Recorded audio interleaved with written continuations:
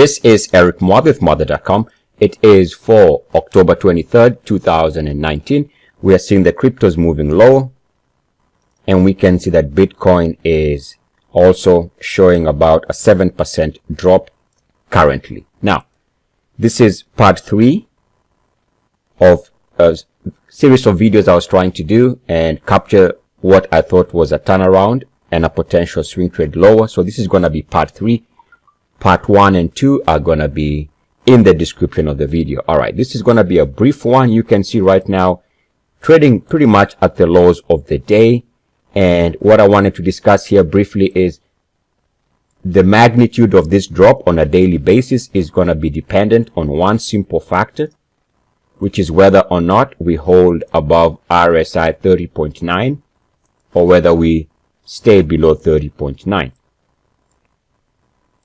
So if the RSI stays below 30.9, this down move is going to stick. In other words, it might be around current levels at the end of the trading session or even lower.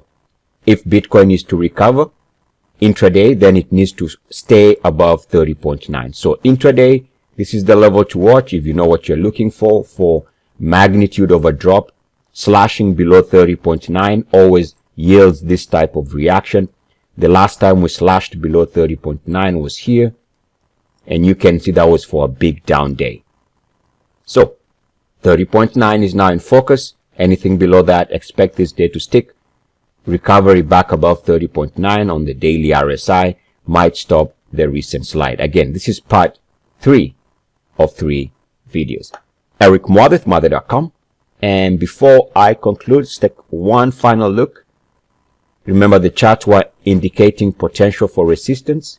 It was only potential. There is no way you can know for sure. It's always just potential.